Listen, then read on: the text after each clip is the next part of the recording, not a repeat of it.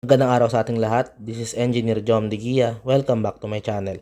So sa video na to ay tuturuan ko kayo kung paano mag-solve ng isang random past board exam problem sa subject na differential equations. So the problem is, what is the general solution to quantity 2xy minus 3y dx plus quantity x squared minus 3x dy is equals to 0? There are four choices here.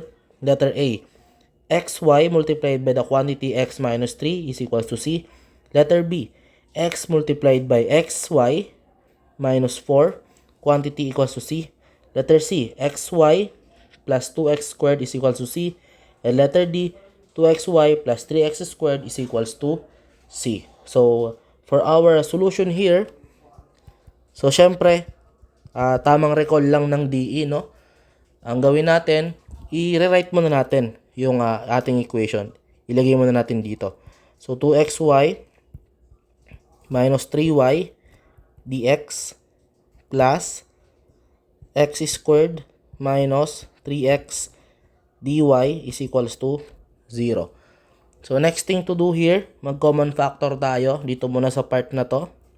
Common factor natin yan.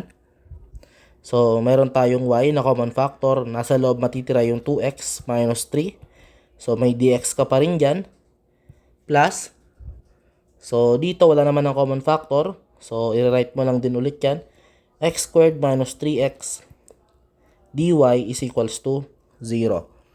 And then, perform variable separable differential equation. So, pag sinabing variable separable, pagsasama-samahin natin yung magkakapares ng variable, ihiwalay natin dun sa naiiba sa kanya. So, makikita nyo dito, yung 2x minus 3 is kasama pa rin siya na dx. So, 2x minus 3, kasama pa rin siya na dx. Tapos, yung x squared minus 3x na hindi naman partner dapat ni dy is ililipat natin dito. So, magiging denominator siya. So, x squared minus 3x yung nasa denominator. Sa kabilang part, yung dy natin, ang magiging kasama na lang niya is yung y natin. And then, equals to 0. Next thing to do is to integrate both sides.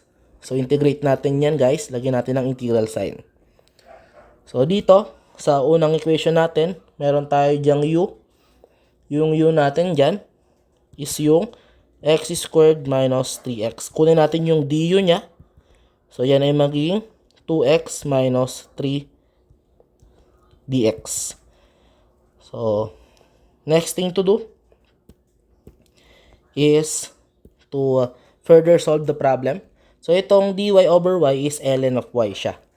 Okay? So, therefore, yan ay magiging, so, yung 2x minus 3 dx yan daw ay du. So, yung u mo na x squared minus 3x, dito na siya sa baba. So, plus dy over y is equals to 0. Yung 0 na nandyan is integrate mo na rin yan. So, ang integral ng 0 ay c. So, du over u, integral niya is ln of u. So, plus ln ng y is equals to c. So, integral ng 0 ay c. So, balik mo lang. So, ln, yung u natin dyan is x squared minus 3x. And then, plus ln of y is equals to c. So, the next thing to do is apply laws of logarithm.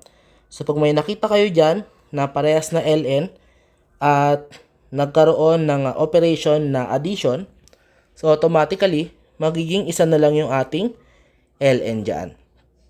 So, magiging ln ng x squared minus 3x multiplied by y. So, equals to c. So, para mawala yung ln, maglagay tayo ng e na based on both sides.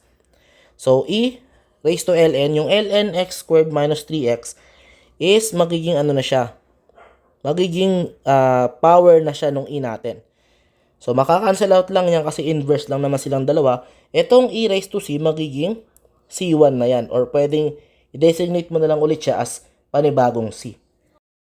So, the next thing to do here is, syempre, ibaba mo na, no? X squared minus 3x multiplied by y is equals to c. And then, common factor natin dyan yung x. So, x times x minus 3 multiplied by y is equal to c. Pwede natin gawin yan, guys, as xy multiplied by x minus 3 is equals to c.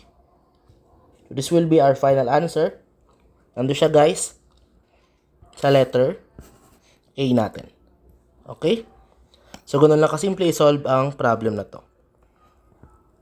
So, maraming salamat sa panonood. This is Engineer Jom Digia. God bless us all.